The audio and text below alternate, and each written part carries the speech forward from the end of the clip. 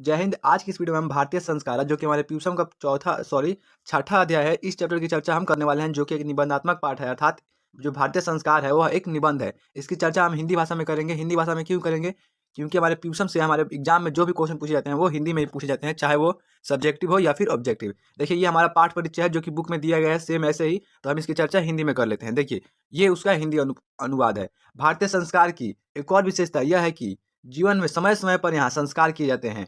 आज संस्कार शब्द का प्रयोग सीमित व्यंग्यात्मक तरीके से किया जाता है, लेकिन संस्कृति का यह उपकरण भारत के व्यक्तित्व को आकार देता है। विदेश में रहने वाले भारतीय संस्कार के प्रति उन्मुख और उत्सुक हैं। इस पाठ में संस्कार का एक संक्षिप्त परिचय और महत्व परिभाषित किया गया है। इस पाठ में क्या दिया गया है? तो संस्कार का एक संक्षिप्त परिचय और उसके महत्व के बारे में बताया गया है। यहाँ से क्वेश्चन ऑब्जेक्टिव पूछता है कि भारत में जीवन में समय समय पर क्या किया जाता है? तो संस्कार किया जाता है। किस शब्द का प्रयोग व्यंग्यात्मक तरीके से किया जाता है? तो संस्कार शब्द का प्रयोग व्यंग्यात्मक तरीके से किया जाता है। ये दो क्वेश्चन ऑब्जेक्टिव यहाँ से पूछा जाएगा। देखिए, ये हमारा जो पाठ है, जो निबंध है, उसकी शुरुआत यहाँ से होती है। तो इसका अर्थ हम हिंदी में देखते हैं। देखिए, इसका हिंदी में अर्थ होगा, भारतीय जीवन में प्राचीन काल से ही संस्कारों की महत्ता है। भारतीय जीवन में प्राचीन काल से ही संस्कारों की महत्ता है। तो यहाँ से क्वेश्चन पूछ जाता है कि भारतीय जीवन में प्राचीन काल से ही किसकी महत्ता है? तो संस्कारों की महत्ता है। प्राचीन संस्कृति की पहचान संस्कारों से ही होती है। यहाँ ऋषियों की कल्पना थी कि जीवन के सभी प्रमुख अवसरों पर वेद मंत्रों का पाठ, श्रेष्ठ जनों का आशीर्वाद, होम और परिवार के सभी सदस्यों का मिलाप होना चाहिए। ये सभी संस्कारों के आयोजन से ही संभव हो सकते हैं। प्राचीन काल में ऋषियों का मानना था कि यदि आप एक संस्कार का आयोजन कराते हैं तो उससे क्या होगा? आपके यहाँ पे वेद मंत्र का पाठ होगा, जो आपका बालक होगा उसको श्रेष्ठ जनों का आशीर्वाद प्राप्त होगा, होम यानी हवन होगा और परिवार के सभी सदस्यों का आपस में मिलाप होगा। ये सब कब संभव हो पाएगा? जब आप संस्कार का आयोजन करवाएंगे। इस तरह संस्कार का महत्व है, लेकिन संस्कार का मूल अर्थ दोषों को दूर करना और गुणों का संचार करना है। क्वेश्चन पूछ देता है सब्जेक्टिव में कि संस्कार का मूल अर्थ क्या है? तो संस्कार का मूल अर्थ है दोषों को दूर करना और गुणों का संचार करना। नहीं भूलना चाहिए, अर्थात हमें संस्कार का मूल अर्थ नहीं भूलना चाहिए कि संस्कार का मूल अर्थ होता है दोषों को दूर करना और गुणों का संचार करना। इस तरह संस्कार मानव का क्रमशः दोषों को दूर करने में और गुणों के ग्रहण करने में योगदान देता है। संस्कार किसमें योगदान देता है? तो दोषों को दूर करने में और गुणों को ग्रहण करने में। देखिए, ये हमारा फर्स्ट पैराग्राफ था, ये हमारा सेकंड पैराग्राफ है। इसका अर्थ भी हम हिंदी में देख लेते हैं। देखिए, संस्कार मुख्य रूप से 5 प्रकार के होते हैं। जन्म से पूर्व 3, शेषावस्था में 6, शैक्षणिक 5, गृहस्थ संस्कार विवाह रूप में 1 और मृत्युपरांत 1। इस तरह 16 संस्कार है। क्वेश्चन पूछ देता है कि कुल संस्कार कितने होते हैं? तो कुल संस्कार 16 होते हैं। संस्कार मुख्य रूप से कितने प्रकार के होते हैं? तो संस्कार मुख्य रूप से 5 प्रकार के होते हैं। जन्म से पूर्व कितने संस्कार? तो 3 संस्कार। शेषावस्था में 6 संस्कार। शैक्षणिक 5 संस्कार होते हैं। गृहस्थ संस्कार कितने होते हैं? तो 1 संस्कार होता है। और मृत्युपरांत कितने संस्कार होते हैं? 1 संस्कार, अंत्येष्टि संस्कार। देखिए, जन्म पूर्व संस्कार में गर्भाधान, पुंसवन और सीमंतोन्नयन 3 संस्कार होते हैं। जन्म पूर्व कौन कौन से संस्कार हैं? तो गर्भाधान, पुंसवन और सीमंतोन्नयन, ये जो 3 संस्कार हैं ये जन्म के पूर्व किए जाते हैं। यहाँ गर्भ की रक्षा, गर्भस्थ बच्चे में संस्कार रोपण और गर्भवती की प्रसन्नता के प्रयोजन की कल्पना है। अर्थात ये जो संस्कार किए जाते हैं ये किस लिए किए जाते हैं? तो गर्भ की रक्षा के लिए, गर्भस्थ बच्चे में संस्कार रोपण और गर्भवती की प्रसन्नता के लिए इन संस्कारों का आयोजन करवाया जाता है। शेषव संस्कारों में जात कर्म, नामकरण, निष्क्रमण, अन्नप्राशन, चूड़ाकर्म, ये चूड़ाकर्म होगा, चूड़ाकर्म और कर्णवेद क्रमशः होते हैं। शेषव संस्कार में कौन कौन से संस्कार होते हैं? शेषव संस्कार कितने होते हैं? तो 6 होते हैं। कौन कौन? जात कर्म, नामकरण, निष्क्रमण, अन्नप्राशन, चूड़ाकर्म और कर्णवेद, ये 6 संस्कार शेषव अवस्था में होते हैं। देखिए, ये हमारा थर्ड पैराग्राफ है। इसका अर्थ भी हम हिंदी में देख लेते हैं। शिक्षा संस्कारों में अक्षरारंभ, उपनयन, वेदारंभ, केशांत और समावर्तन की कल्पना है। शिक्षा संस्कार कितने होते हैं? 5 होते हैं। कौन कौन? अक्षरारंभ, उपनयन, वेदारंभ, केशांत और समावर्तन संस्कार होते हैं। अक्षरारंभ में अक्षर लेखन और अंक लेखन बच्चे प्रारंभ करते हैं। अक्षर लेखन में क्या करवाया जाता है? तो बच्चों के द्वारा अक्षर लेखन और अंक लेखन क्या प्रारंभ करवाया जाता है। उपनयन संस्कार का अर्थ गुरु के द्वारा शिष्य को अपने घर ले जाना, वहां शिष्य शिक्षा के नियमों को पालन करते हुए अध्ययन करता है। उपनयन संस्कार में क्या किया जाता है? तो उपनयन संस्कार में गुरु के द्वारा शिष्य को, उसके गुरु जो होता है वो अपने शिष्य को अपने आश्रम में ले जाता है और गुरु के द्वारा शिष्य को कहा जाता है कि तुम वचन लो कि तुम ब्रह्मचारी जो व्रत होता है उसके सभी नियमों को पालन करोगे। वे नियम ब्रह्मचारी व्रत के अंतर्गत समाविष्ट है। वो जिन नियमों का पालन करता है उन्हें ब्रह्मचारी व्रत के अंतर्गत समाविष्ट किया गया है। प्राचीन काल में शिष्य को ब्रह्मचारी कहा जाता था। यहाँ से क्वेश्चन पूछा था ऑब्जेक्टिव कि प्राचीन काल में शिष्य को क्या कहा जाता था? तो ब्रह्मचारी कहा जाता था। गुरु के आश्रम में ही शिष्य सर्वप्रथम वेद आरंभ करता था। अर्थात जो गुरु का आश्रम होता था वहीं पर ही सबसे पहले शिष्य जो होते थे वो वेद का अध्ययन प्रारंभ करते थे। वेदों का महत्व प्राचीन शिक्षा में उत्कृष्ट माना जाता था। केस काटने का संस्कार अर्थात किसान संस्कार भी शिष्य का प्रथम छोड़ कर्म गुरु के आश्रम में ही होता था। किसान संस्कार कहाँ होता था? तो गुरु के आश्रम में ही होता था। यहाँ गोदान मुख्य कर्म कर्म था। यहाँ कौन सा कर्म मुख्य था? तो गोदान मुख्य कर्म था। जो किसान संस्कार होता है उसमें गोदान मुख्य कर्म होता है। गोदान का अर्थ होता है जो दाढ़ी और जो बाल होता है सिर का, उसको दान देना जो होता है क्रिया, उसी को गोदान कहा जाता है। इसलिए साहित्यिक ग्रंथों में इसका दूसरा नाम गोदान, ये गौ नहीं होगा, गो होगा, गोदान संस्कार भी मिलता है। और क्वेश्चन पूछ जाता है सब्जेक्टिव में कि किसान संस्कार को गोदान संस्कार भी क्यों कहा जाता है? क्यों कहा जाता है? तो इसलिए कहा जाता है क्योंकि यहाँ किसान संस्कार का मुख्य जो कर्म होता है वो गोदान होता है, इसलिए इसको गोदान संस्कार भी कहते हैं। समावर्तन संस्कार का मुख्य उद्देश्य शिष्य का गुरु के आश्रम से गृहस्थ जीवन में प्रवेश करना होता है।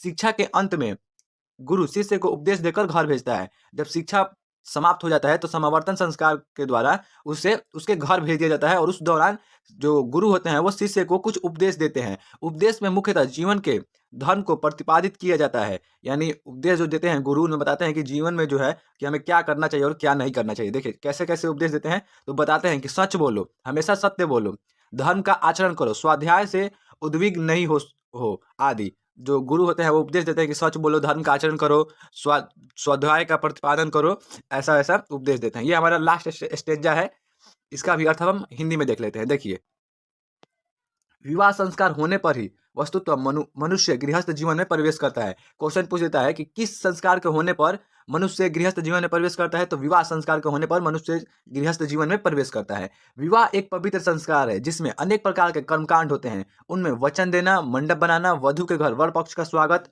वर वधु का एक दूसरे को देखना, कन्यादान, अग्नि स्थापन, पानी ग्रहण, लाजा होम, सप्तपदी, सिंदूरदान आदि मुख्य है। क्वेश्चन पूछ देता है कि विवाह संस्कार में कौन कौन से कर्मकांड किया जाता है? तो ये लिख दीजिएगा कि वचन देना, मंडप बनाना, वधु के घर वर पक्ष का स्वागत, वर वधु का एक दूसरे को देखना, कन्यादान, अग्नि स्थापन, पानी ग्रहण, लाजा होम, सप्तपदी, सिंदूरदान आदि कर्मकांड विवाह संस्कार में किए जाते हैं।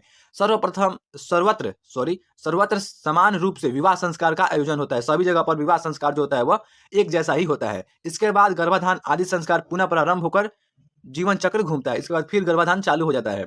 मृत्यु के पश्चात अंत्येष्टि संस्कार किया जाता है। इस तरह भारतीय जीवन दर्शन का संस्कार एक महत्वपूर्ण अंग है। भारतीय जीवन दर्शन का क्या एक महत्वपूर्ण अंग है? तो संस्कार एक मुख्य अंग है। और क्वेश्चन पूछा जाता है कि मृत्यु के पश्चात कौन सा संस्कार किया जाता है? तो अंत्येष्टि संस्कार किया जाता है। ये हमारा जो चैप्टर है वो कंप्लीट हो चुका है। इसके ऑब्जेक्टिव क्वेश्चन की चर्चा करेंगे, वो भी हिंदी भाषा में। क्यों? क्योंकि हमारे ट्यूशन से जो भी ऑब्जेक्टिव क्वेश्चन पूछे जाते हैं वो हिंदी भाषा में ही पूछे जाते हैं। देखिए हमारा पहला क्वेश्चन है, चरित्र का निर्माण किससे होता है? चरित्र का निर्माण किससे होता है? तो चरित्र का निर्माण संस्कारों से होता है, option number A. Second question है, शैशव संस्कार कितने होते हैं? तो शैशव संस्कार 6 होते हैं, ऑप्शन नंबर ए। अंत्येष्टि संस्कार कब होता है? तो अंत्येष्टि संस्कार मरने के बाद होता है। अंत्येष्टि संस्कार का अर्थ होता है अंतिम संस्कार, तो option number A. Next question देखिए, हमारा नेक्स्ट क्वेश्चन है, साहित्यिक ग्रंथों में किसान संस्कार का नामांतर क्या है? तो साहित्यिक ग्रंथों में किसान संस्कार को गोदान संस्कार भी कहा जाता है, ऑप्शन नंबर डी। पानी ग्रहण किस संस्कार में होता है? तो पानी ग्रहण विवाह संस्कार में होता है, option number C. Next question देखिए, नेक्स्ट क्वेश्चन हमारा है, संस्कार कितने होते हैं? तो संस्कार टोटल 16 होते हैं, option number A. Next question देखिए, हमारा नेक्स्ट क्वेश्चन है, संस्कार प्राय कितने प्रकार के होते हैं? तो संस्कार 5 प्रकार के होते हैं। देखिए पूछा जाए कि संस्कार कितने प्रकार के होते हैं? तो 5 प्रकार के। और कुल संस्कार कितने होते हैं? तो कुल संस्कार 16 होते हैं। याद रखिएगा, कुल संस्कार 16 और प्रकार पूछा जाए कि संस्कार के कितने प्रकार होते हैं? तो 16 प्रकार कुल संस्कार 16 और प्रकार पूछा जाए तो कुल 5 प्रकार के होते हैं। नेक्स्ट क्वेश्चन देखिए, नेक्स्ट हमारा क्वेश्चन है, जीवन के सभी मुख्य अवसरों पर किनका आशीर्वाद अपेक्षित था? तो सभी वरिष्ठों का आशीर्वाद अपेक्षित था। सप्तपदी कर्मकांड किस संस्कार में होता है? तो सप्तपदी कर्मकांड विवाह संस्कार में होता है। सप्तपदी यानी 7 फेरा। देखिए नेक्स्ट क्वेश्चन हमारा है, गोदान किस संस्कार का मुख्य कर्म है? तो गोदान किसान संस्कार का मुख्य कर्म है जो कि गुरु गृह में किया जाता है। कन्यादान किस संस्कार में होता है? तो कन्यादान भी विवाह संस्कार में ही होता है, ऑप्शन नंबर बी। अंतिम शिक्षा संस्कार का नाम क्या है? तो अंतिम शिक्षा संस्कार समावर्तन संस्कार होता है, जिसके बाद शिष्य गुरु के आश्रम से अपने गृह चला जाता है, अर्थात अपने घर चला जाता है। नेक्स्ट क्वेश्चन है, सीमंतोन्नयन किस प्रकार का संस्कार है? तो सीमंतोन्नयन जन्म पूर्व संस्कार है। जन्म पूर्व संस्कार कौन कौन से होते हैं? तो गर्भाधान, पुंसवन और सीमंतोन्नयन। ऑप्शन नंबर ए जन्म पूर्व संस्कार।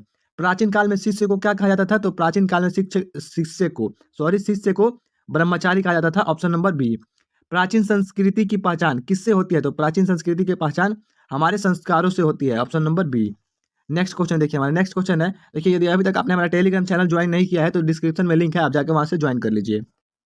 देखिए नेक्स्ट क्वेश्चन है, जन्म पूर्व कितने संस्कार होते हैं? तो जन्म पूर्व तीन संस्कार होते हैं, गर्भाधान, पुंसवन, सीमंतोन्नयन। मनुष्य गृहस्थ जीवन में कब प्रवेश करता है? तो विवाह संस्कार के साथ ही मनुष्य जो होता है वह गृहस्थ जीवन में प्रवेश कर लेता है। Option number D. Bharatiya Jeevan में किस काल से संस्कारों का महत्व चला आ रहा है? तो भारतीय जीवन में प्राचीन काल से ही संस्कारों का महत्व चला आ रहा है। Option number C. Next question देखिए, हमारा नेक्स्ट क्वेश्चन है, पुंसवन संस्कार कब होता है? तो पुंसवन संस्कार जन्म के पहले होता है। ऑप्शन नंबर सी, जन्म के पहले। वागदान किस संस्कार में होता है? तो वागदान भी विवाह संस्कार में होता है। भारतीय संस्कृति की अद्वितीय विशेषता क्या है? तो भारतीय संस्कृति की अद्वितीय विशेषता इसके संस्कार हैं। Option number A. Next question देखिए, हमारा नेक्स्ट क्वेश्चन है, समावर्तन संस्कार का मुख्य उद्देश्य क्या है? समावर्तन संस्कार का उद्देश्य क्या है? तो समावर्तन संस्कार का उद्देश्य गुरुगृह से गृहस्थ जीवन में प्रवेश करना होता है। छात्र के द्वारा गुरुगृह से गृहस्थ जीवन में प्रवेश करना होता है। Option number A. Next question, गर्भाधान संस्कार का प्रयोजन क्या है? तो गर्भाधान संस्कार का प्रयोजन किस लिए किया जाता है? तो इसका प्रयोजन इसलिए किया जाता है ताकि गर्भवती की रक्षा हो सके। ऑप्शन नंबर सी। सीमंतोन्नयन संस्कार का प्रयोजन क्या होता है? तो गर्भवती की प्रसन्नता क्यों कराई जाती है? ताकि जो हमारा बालक हो वह उसकी मानसिक जो वृद्धि हो सके, इसके लिए। विवाह संस्कार के अंतर्गत क्या नहीं होता है? तो विवाह संस्कार के अंतर्गत गोदान नहीं होता है। Option number A. ये किसके अंतर्गत होता है? तो ये किसान संस्कार के अंदर होता है। भारतीय जीवन दर्शन का महत्वपूर्ण उपादान क्या है? तो महत्वपूर्ण उपादान संस्कार है। Option number C. किसान संस्कार कहाँ होता है? तो किसान संस्कार गुरुगृह में होता है। Option number A. इसके सब्जेक्टिव क्वेश्चन की चर्चा करेंगे। पिछले 2 वीडियो में हमने भारतीय संस्कार को हिंदी में डिस्कस कर लिया है और इसके ऑब्जेक्टिव क्वेश्चंस की भी चर्चा कर चुके हैं। यदि आपने नहीं देखा है तो प्लेलिस्ट सेक्शन में जाकर देख सकते हैं या फिर वीडियो के डिस्क्रिप्शन में लिंक है, आप वहां से भी देख सकते हैं। इसकी चर्चा हम हिंदी भाषा में करेंगे क्योंकि हमारे ट्यूशन से जो भी क्वेश्चन पूछा जाता है वो हिंदी भाषा में ही पूछा जाता है। देखिए हमारा पहला क्वेश्चन है, संस्कार कितने होते हैं? वर्णन करें। संस्कार मुख्य रूप से 5 प्रकार के होते हैं। जन्म से पूर्व 3 संस्कार, शेषावस्था में 6, शैक्षणिक 5, गृहस्थ संस्कार, विवाह रूप में 1 और मृत्युपरांत 1। इस तरह 16 संस्कार होते हैं। सेकंड क्वेश्चन है हमारा, शिक्षा संस्कार में कौन कौन से संस्कार होते हैं? तो इसका उत्तर होगा, शिक्षा संस्कार में अक्षरारंभ, उपनयन, वेदारंभ, केशांत और समावर्तन संस्कार होते हैं। हमारा थर्ड क्वेश्चन है कि शैशव संस्कार का उल्लेख करें। देखिए शैशव संस्कार कुल 6 होते हैं जो क्रमशः इस प्रकार हैं। पहला जातकर्म, दूसरा नामकरण, तीसरा निष्क्रमण, चौथा अन्नप्राशन, 5वां चूड़ाकर्म और लास्ट कर्णवेद संस्कार होते हैं। ये जो संस्कार हैं ये शैशव संस्कार के अंतर्गत आते हैं। देखिए हमारा 4th नंबर क्वेश्चन है कि किसान संस्कार को गोदान संस्कार क्यों कहा जाता है? तो देखिए इसका उत्तर होगा, किसान संस्कार को गोदान संस्कार कहा जाता है क्योंकि इस संस्कार का मुख्य कर्म गोदान होता है। गोदान का अर्थ होता है दाढ़ी, जो हमारा दाढ़ी होता है इसका बाल और सर का जो बाल होता है उसको दान देने की जो क्रिया है उसी को गोदान कर्म कहा जाता है, इसलिए इसे गोदान संस्कार भी कहा जाता है। मनुष्य के जीवन में संस्कारों की क्या उपयोगिता है? देखिए इसका उत्तर होगा, मनुष्य के जीवन में संस्कारों की बहुत उपयोगिता है क्योंकि संस्कार के द्वारा ही मनुष्य अपने दोषों को दूर करता है और गुणों को ग्रहण करता है। देखिए हमारा 6ठा क्वेश्चन है, संस्कार का मूल अर्थ क्या है? तो संस्कार का मूल अर्थ दोषों को दूर करना तथा गुणों को ग्रहण करना है। संस्कार का मूल अर्थ क्या है? तो दोष को दूर करना और गुण को ग्रहण करना ही संस्कार का मूल अर्थ है। 7वां क्वेश्चन हमारा है, सभी संस्कारों के नाम लिखे। तो देखिए गर्भाधान संस्कार, पुंसवन संस्कार, सीमंतोन्नयन संस्कार, ये जो 3 संस्कार हैं ये जन्म के पूर्व के संस्कार हैं। जात कर्म संस्कार, नामकरण संस्कार, निष्कर्म संस्कार, अन्नप्राशन संस्कार, चूड़ाकर्म संस्कार और कर्णवेद संस्कार, ये हमारे शेषावस्था के संस्कार हैं। अक्षरारंभ संस्कार, उपनयन संस्कार, वेदारंभ, केशांत संस्कार और समावर्तन संस्कार ये हमारे शिक्षा संस्कार है। विवाह संस्कार ये हमारे गृहस्थ संस्कार है और अंत्येष्टि संस्कार ये हमारे मृत्युपरांत संस्कार है। ये हमारे कुल 16 संस्कार हैं और कुल 5 प्रकार के संस्कार हैं। विवाह संस्कार का वर्णन अपने शब्दों में करें। तो देखिए विवाह संस्कार से ही मनुष्य गृहस्थ जीवन में प्रवेश करता है। विवाह के पवित्र संस्कार में विवाह मंडप में अनेक प्रकार के कर्मकांड होते हैं। उनमें वागदान, मंडप निर्माण, बहू के घर वर पक्ष का स्वागत, वर वधु का परस्पर निरीक्षण यानी एक दूसरे को परस्पर देखना, कन्यादान, अग्नि स्थापन, सिंदूरदान आदि हैं। तो देखिए ये हमारा 8 क्वेश्चन कंप्लीट हो चुका है। भारतीय संस्कारा पाठ से ये हमारा कल का HW क्वेश्चन था कि मंगलम पाठ का प्रथम मंत्र किस उपनिषद से लिया गया है, तो ईशावास्य उपनिषद से लिया गया है, ऑप्शन नंबर सी। आज का हमारा HW क्वेश्चन है कि मैत्रेयी कौन थी। यदि आपको ये क्वेश्चन का आंसर नहीं पता है तो जाइए भारतीय संस्कृत लेखिका जो हमारे चैप्टर है, चैप्टर नंबर 4, उसका लेक्चर देखिए, उसके बाद आके इसका आंसर कमेंट सेक्शन में मेंशन कीजिए। और नेक्स्ट वीडियो में हम जो हमारा नीति श्लोक पाठ है, जो कि एक पदात्मक पाठ है अर्थात श्लोक के रूप में लिखा गया है, उसके हिंदी अर्थ की चर्चा करेंगे, जिसे देखने के लिए आपको हमारे चैनल को सब्सक्राइब करना होगा। और मिलते हैं हम नेक्स्ट वीडियो में नीति श्लोक पाठ के साथ। जय हिंद, जय भारत।